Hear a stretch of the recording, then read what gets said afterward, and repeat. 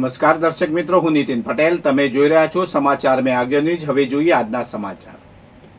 મહેસાણા જિલ્લાનું વિસનગર ખેતીવાડી ઉત્પન્ન બજાર સમિતિ હાલમાં ગુવારની આવકનું મુખ્ય કેન્દ્ર બની રહ્યું છે. અહીં નવા અને જૂના ગુવારની મળીને કુલ દૈનિક 1000 બોરીથી વધુની આવક નોંધાઈ રહી છે. સમગ્ર ઉત્તર ગુજરાતમાં ગુવારના સૌથી વધુ ભાવ વિસનગર માર્કેટ યાર્ડમાં મળી રહ્યા હોવાથી અન્ય વિસ્તારોમાંથી પણ ખેડૂતો અહીં પોતાની જણસ વેચવા ઉમટી પડ્યા છે.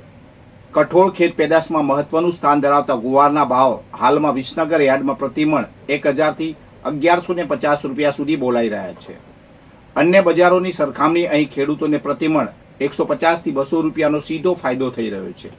આ આકર્ષક ભાવને કારણે જ માર્કેટ યાર્ડમાં ગુવારની આવકમાં સતત વધારો જોવા મળી રહ્યો છે. માર્કેટ યાર્ડના ચેરમેન જયંતિભાઈ પટેલે આ અંગે વિગતો આપતા જણાવ્યું હતું કે ઉત્તર ગુજરાતમાં વિસનગર એપીએમસી ગુવારના વેપાર માટે અગ્રેસર છે.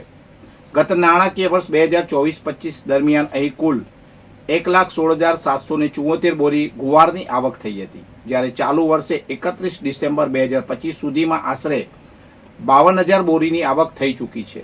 તેમણે વધુમાં ઉમેર્યું હતું કે ગત વર્ષે સરેરાશ 1,000 રૂપિયાની આસપાસ રહેતા ભાવની સરખામણીએ આ વર્ષે ખેડૂતોને વધુ સારા ભાવ મળી રહ્યા છે. ચોમાસા બાદ શહેર અને આસપાસના વિસ્તારોમાં બિસ્માર બનેલા રસ્તાઓની સમસ્યાના કાયમી ઉકેલ માટે મહેસાણા મહાનગરપાલિકા દ્વારા મોટા પાયે કામગીરી હાથ ધરવામાં આવી છે. પાલિકા વિસ્તાર અને નવા ભળેલા ગ્રામ્ય વિસ્તારોના કુલ 32 જેટલા મુખ્ય અને આંતરિક રસ્તાઓને અંદાજે 24 કરોડ રૂપિયાના ખર્ચે રિફ્રેશ કરવાની કામગીરી હાલ વેગવંતી બની છે. સામાન્ય રીતે ચોમાસા દરમિયાન રસ્તાઓ પર પાણી ભરાવાને કારણે નાના મોટા ખાડા અને પોટહોલ્સ પડવાની સમસ્યા સર્જાતી હોય છે, જેને કારણે વાહન ચાલકોને હાલાકી ભોગવવી પડે છે. આ સમસ્યાને ધ્યાને રાખીને મનપા તંત્ર દ્વારા રિફ્રેશિંગનું આયોજન કરવામાં આવ્યું છે. ખાસ કરીને મહેસાણા મહાનગરપાલિકામાં જે નવા ગ્રામ્ય વિસ્તારોનો સમાવેશ થયો છે, ત્યાં ઘણા વર્ષોથી રસ્તાઓનું નવીનીકરણ અને રિફ્રેશિંગ થયું ન હોવાની ફરિયાદો ઉઠી હતી. આ બાબતને ગંભીરતાથી લઈને તંત્રએ ગ્રામ્ય અને શહેરી એમ બંને વિસ્તારોને આવરી લીધા છે.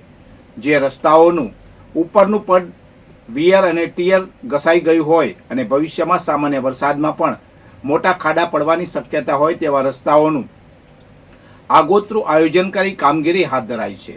આ માટે સમગ્ર વિસ્તારનો સર્વે કરવામાં આવ્યો છે. જ્યાં આખો રોડ સારો હોય પરંતુ અમુક જગ્યાએ નાના પેચીસ ખરાબ હોય ત્યાં પેચવર્ક દ્વારા સમારકામ કરવામાં આવી રહ્યું છે, જેથી રસ્તાની ગુણવત્તા જળવાઈ રહે. મહેસાણા બલોલ કાલરી રોડ પર ચાલી રહેલા કામને કારણે વાહન ચાલકોના જીવ જોખમમાં મુકાયા છે. ઇન્દ્રપ ગામ નજીક રાત્રિના સમયે એક લોડિંગ વાહન પલટી ગયું હતું, જ્યારે અન્ય એક વાહન હિટાચી મશીનના કારણે અટવાઈ ગયું હતું.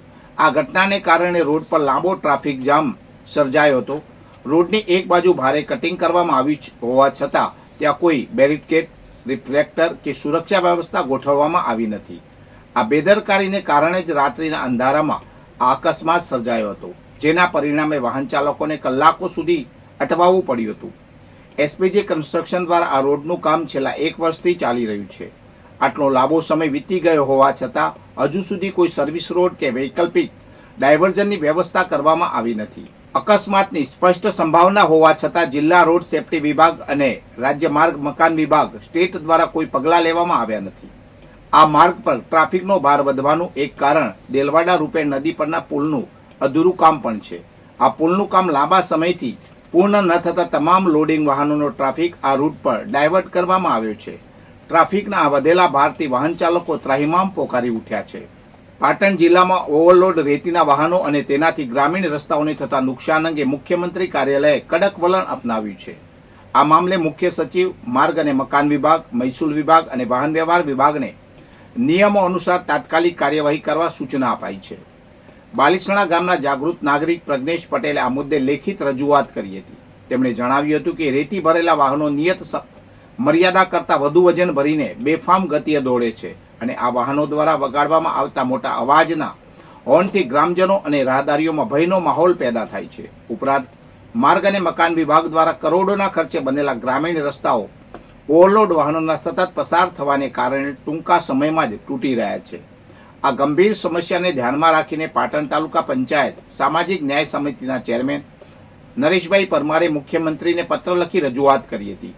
મુખ્યમંત્રીના નિર્દેશ બાદ મુખ્ય સચિવ, માર્ગ અને મકાન વિભાગ, મહેસૂલ વિભાગ અને વાહન વ્યવહાર વિભાગને પત્ર પાઠવી નિયમો અનુસારની જરૂરી તપાસ અને કાર્યવાહી કરવા સૂચના અપાઈ છે. આ આદેશમાં ખાસ કરીને ઓવરલોડિંગ રોકવા, રસ્તાઓની જાળવણી કરવા અને ટ્રાફિકના નિયમોનું ઉલ્લંઘન કરતા વાહનોને જપ્ત કરવા જેવી કામગીરી કરવા જણાવાયું છે. પાટણ જિલ્લામાં પ્રધાનમંત્રી જન આરોગ્ય યોજના આયુષ્યમાન ભારત હેઠળ અત્યાર સુધીમાં 1.28 લાખથી વધુ દર્દીઓને લાભ મળ્યો છે. વર્ષ 2018થી અમલમાં આવેલી આ યોજના અંતર્ગત જિલ્લામાં કુલ 3.15 અજબ રૂપિયાથી વધુની નિઃશુલ્ક સારવાર પૂરી પાડવામાં આવી છે. આ યોજનાનો વ્યાપ સતત વધી રહ્યો છે. વર્ષ 2025 દરમિયાન અત્યાર સુધીમાં 72,786 લાભાર્થીઓને આયુષ્યમાન કાર્ડનું વિતરણ કરવામાં આવ્યું છે, જેના દ્વારા 48 કરોડ રૂપિયાથી વધુની સારવારનો લાભ જિલ્લાવાસીઓને મળ્યો છે.